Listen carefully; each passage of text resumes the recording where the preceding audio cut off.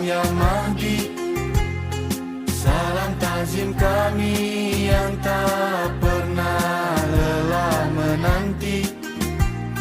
Salam ya Mahdi, kami masih setia dengan semua janji-janji kami.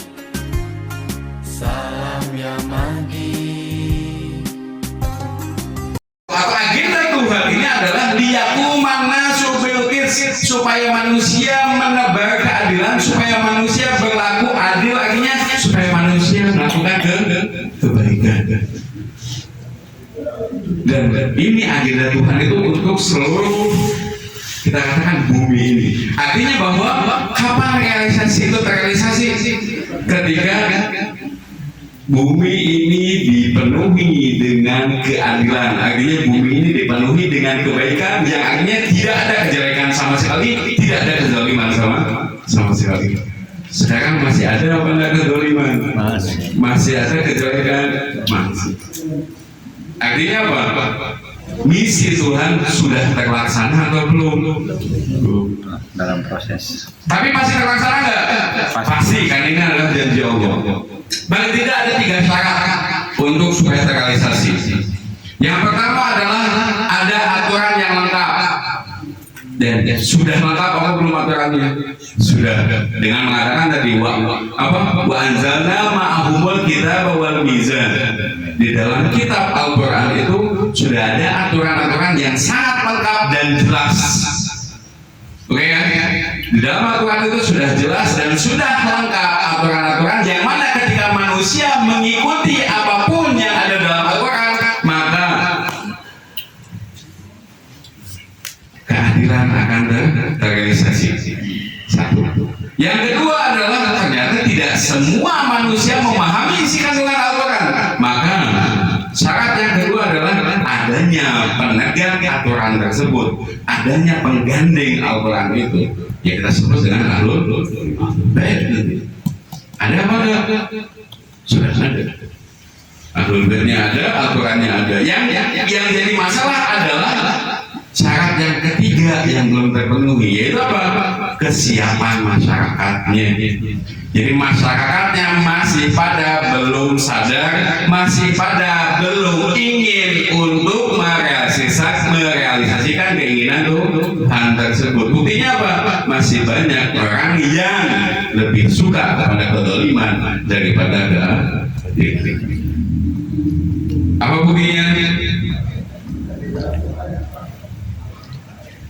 Coba misalkan salah satu dari kita yang kemudian dipilih menjadi anggota dewan, kalau kita berbuat adil di dalam situ, Pak, insya Allah nggak lama kita akan tereliminasi sendiri. Kenapa? Karena komunitas di situ tidak suka dengan keadilan. Para nabi dibunuh, dan subhanallahnya menurut keterangan Al-Quran yang membunuh kebanyakan adalah Bani Israil. Wa yaqtuluna nabiyina bighairi haq. Dan siapa itu? Bani Israil. Sehingga jangan heran ketika misalkan Israel saat ini suka dan gemar membunuh. Kenapa? Karena nenek moyangnya dulu adalah memang pembunuh para nabi. Jangan heran ketika seorang sosok Sayyid Ali Khamenei terbunuh di tangan Sayyid. Kenapa? Karena memang sudah terbiasa pembunuh dulu dari sejak dulu, karakter ya. Artinya apa? Ketika para nabi datang dibunuh, kemudian diganti lagi dengan nabi yang lain dibunuh lagi. Sementara nabi diutus untuk merealisasikan ini. Artinya apa? Ada penghalang di situ yang menyebabkan kita untuk tidak terrealisasi. Sampai kemudian Imam Ali bin Abi Thalib pun juga yang melanjutkan misi para nabi. Imam Ali pun tidak ingin menegakkan keadilan tersebut. Tapi ternyata apa? Ada yang nggak suka keadilan ditegakkan. sehingga Imam Ali disingkirkan, sehingga Imam Ali yang pada akhirnya dibunuh. Tapi kemudian ada penerusnya lagi nggak? Ada penerusnya lagi, yaitu Imam Hasan. Nah, apa tugas Syiah baru? Tugas Syiah yang mana Syiah sekali lagi adalah sebagai penolongnya para aimnya. Maka kita harus siap untuk menegakkan keadilan, menegakkan kebaikan, yang artinya kita harus siap untuk melawan segala bentuk kezaliman, yang artinya ketika kita siap untuk melawan bentuk kezaliman, jangan sampai kita sendiri adalah pelaku kezaliman. Dan kemaksiatan itu adalah salah satu dari bentuk kezaliman itu.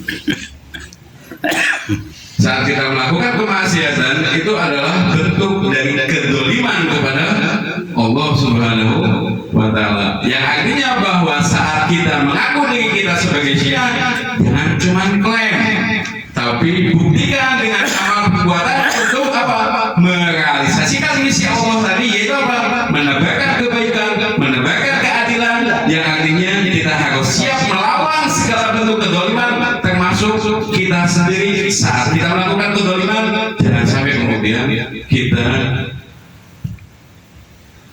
santai, lalai dengan kezaliman yang kita lakukan.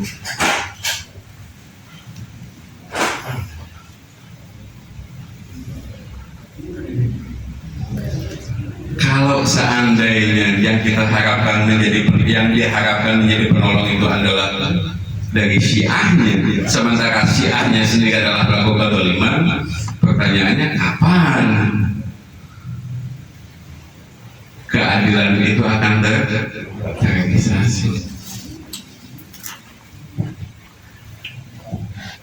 Makanya kemudian sekali lagi bahwa Syiah itu adalah selalu dinisbahkan kepada Ali bin Abi Thalib, maka sekali lagi bahwa ini maksud dengan Syiah, Ali adalah mengikuti apapun yang disampaikan oleh Ali bin Abi Thalib, termasuk ketika Imam Ali bin Abi Thalib menyebutkan atau mewasiatkan bahwa imam setelah itu adalah Al-Imam Hasan al-Mustadrak.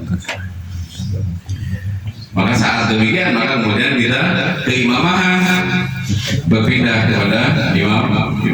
Imam boleh mati bahasanya, imam boleh syahid, imam boleh meninggal, tapi imamah harus terus berlanjut. Wali boleh mati, wali boleh syahid, tapi wilayah harus tetap. Sehingga wilayah itu estafet dari Imam Ali menuju kepada Imam Hasan, kemudian Imam Hasan pun juga melanjutkan kepada Imam Husain, dan terus sampai kepada Sadiqul Asri zaman. Berarti sekarang adalah kita berada di zamannya Imam Sadiqul Asri zaman, yang artinya ini adalah imam yang terakhir, yang artinya kalau seandainya ini meninggal, mungkin tidak ada.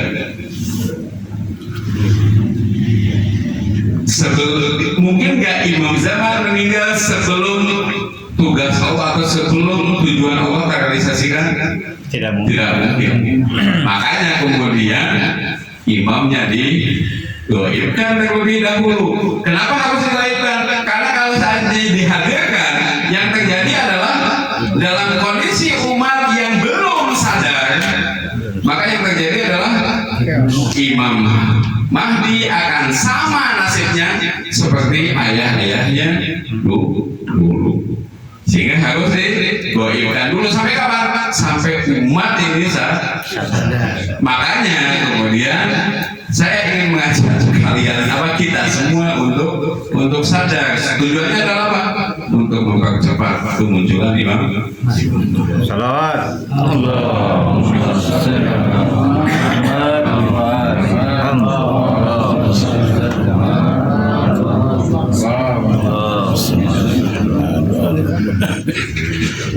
Yang jadi selanjutnya, yang jadi pertanyaan selanjutnya adalah bahwa dari mana kemudian Imam Mahdi bisa mengetahui kita sudah sadar atau belum?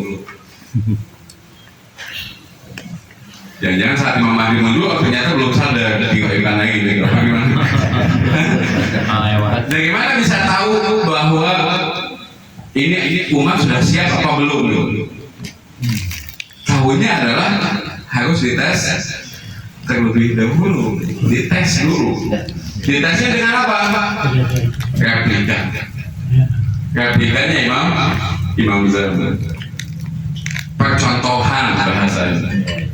Dan sekali lagi yang tadi kita sebutkan bahwa Syiah itu adalah seseorang yang mengikuti apapun yang dikatakan oleh imamnya.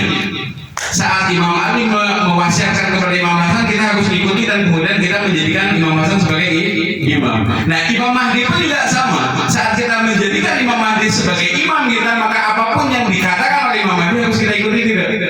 Harus kita ikuti. Dan Imam Mahdi mengatakan apa? Man kana minal fuqaha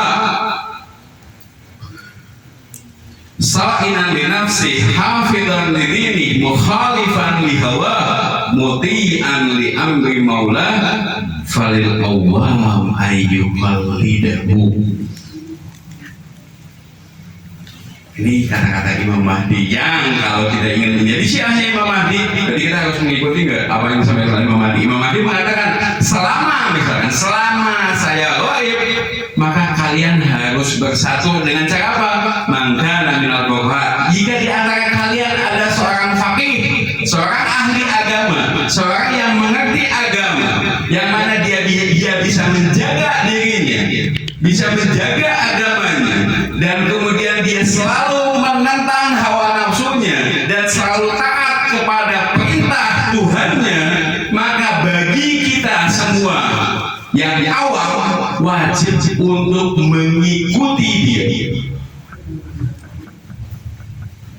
Jika kalau misalkan kita mengatakan, oh saya tak mau ngikut, berarti bukan syiahnya Imam Mahdi.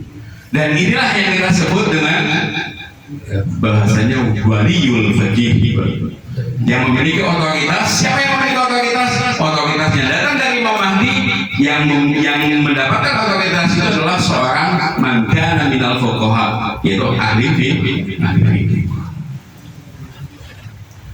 Sehingga dari sinilah kemudian kita meyakini bahwa para marwaji adalah wakil imam, sehingga mereka punya yang kita sebutkan punya wilayah.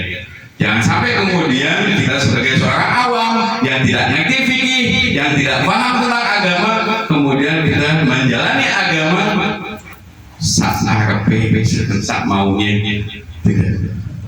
Tapi kita harus mengikuti apa yang disampaikan oleh, dan saat kita taat kepada waliul faqih itu sama dengan kita taat kepada Imam Zaman, dan itulah syiah.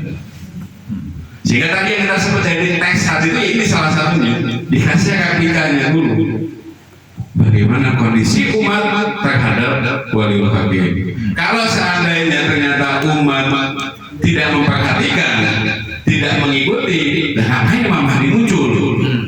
Belum siap. Berarti belum siap, berarti belum sah.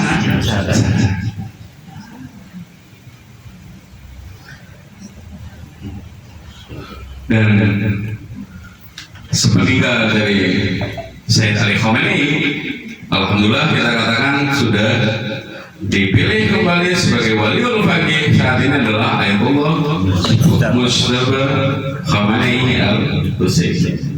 Jadi saya katakan bahwa di sini demi kesadaran dan demi mempercepat kemunculan Imam Mahdi, saya mengajak antum semua untuk berwilayah kepada beliau, bersatu untuk berwilayah kepada beliau, mengajak semua orang yang merdeka, yang tidak ingin diperbudak oleh dunia, agar saling bergandengan tangan, bersatu, dan kita katakan bersolidaritas dengan kepemimpinan ilahiyah ini yang berdiri menghadapi musuh-musuh Allah, yaitu Amerika dan Israel, yang mana itu adalah Fir'aun zaman ini.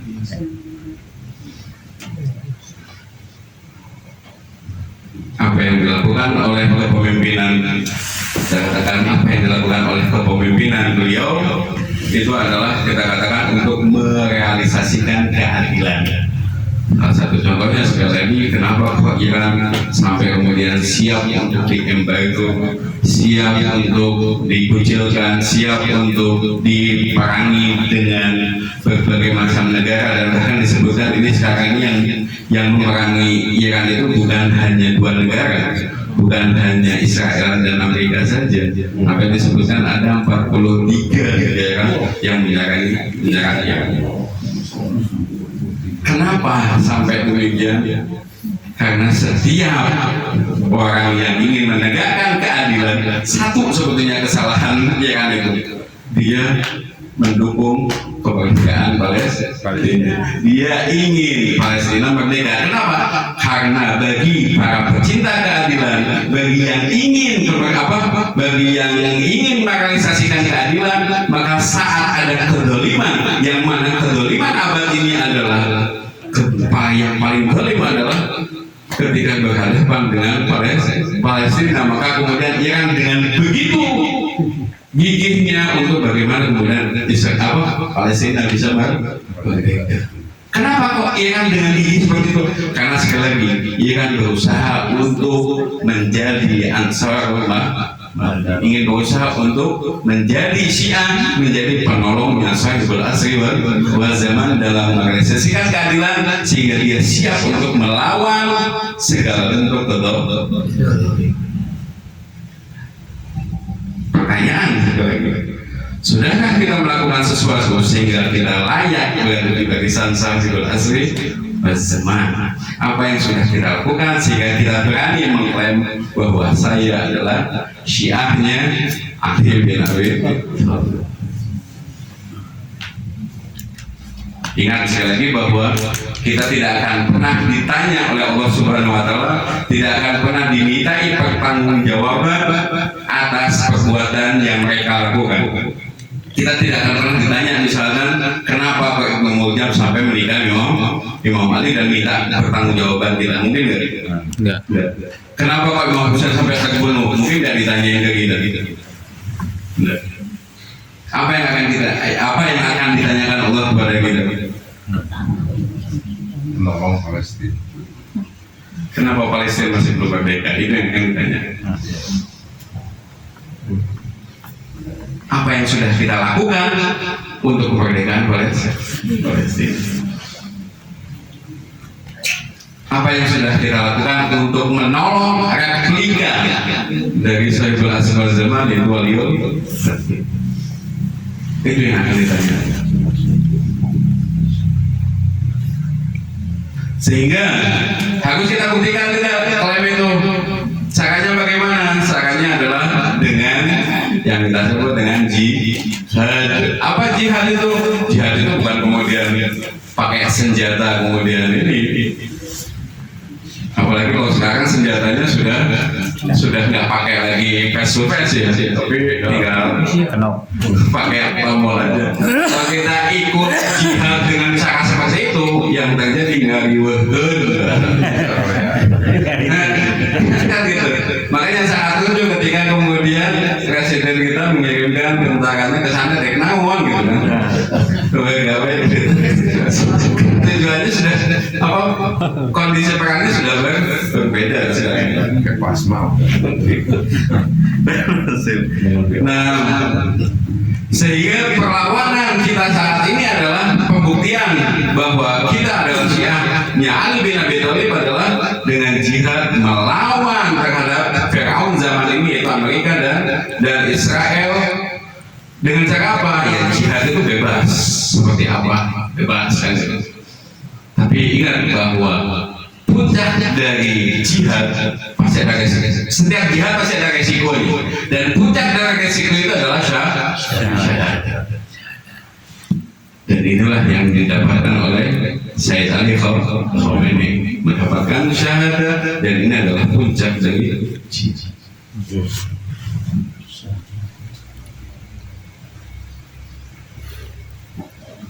Makanya kemudian ketika Sayyid Ali Khamenei mendapatkan syahadat tersebut, sekali lagi bahwa perang ini bukan antara Iran sama Israel atau Iran sama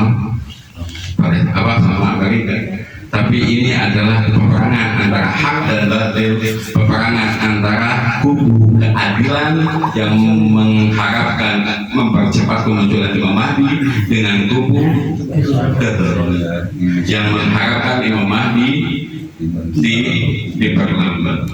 Tinggal posisi kita ada di mana. Apakah kita diam dan diam kita adalah salah ketika berhadapan dengan kedoliman, kita diam itu salah? Apakah kita berada di kubu kedoliman atau berada di kubu keadilan? Dan sekali lagi bahwa yang tadi disebutkan bahwa jihad itu bukan hanya perang, ya kita pahami bahwa jihad itu adalah, kita katakan misalkan banyak cara. Seperti contoh misalkan ada yang namanya jihad tabiin, jihad media.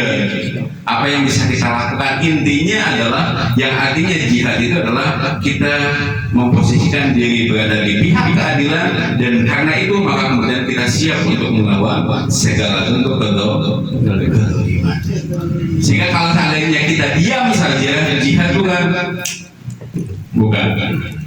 Jadi saat kita mengklaim kita adalah Syiah, tapi kemudian kita diam saja, kita tidak melakukan apapun dan klaim itu nol di mata Allah. Sehingga saat kita ingin mengklaim itu, kita buktikan bahwa kita ingin betul-betul dinilai oleh Allah sebagai Syiah, maka yang harus kita lakukan adalah kita harus berjihad. Jihad itu apa? Melawan segala bentuk kedoliman. Bagaimana caranya?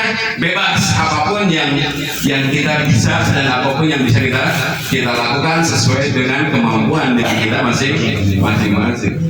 Dan salah satunya misalkan yang paling bisa kita lakukan adalah demo Al-Quds misalkan. Setiap Jumat, di akhir Jumat di bulan Ramadan itu adalah dijadikan sebagai hari Al-Quds, dan itu mungkin yang bisa kita lakukan. Tapi paling tidak harus kita lakukan sebagai bukti bahwa kita berada di pihak kebenaran.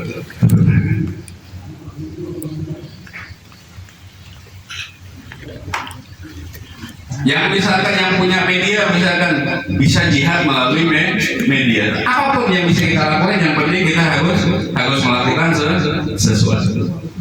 Ini mungkin ini sudah 60 menit ya. Oke. Ini mungkin yang bisa saya sampaikan, dan terakhir saya ucapkan kepada antum semua sebagai Syiah, sebagai orang yang berwilayah, saya ucapkan selamat atas terpilihnya Ayatullah Sayyid Mujtaba Khomeini Al-Husaini sebagai waliul faqih, melanjutkan misi dari ayahnya Sayyidul Qaid Al-Imam Khomeini. Wa salli ala Muhammad wa ali Muhammad wa ali.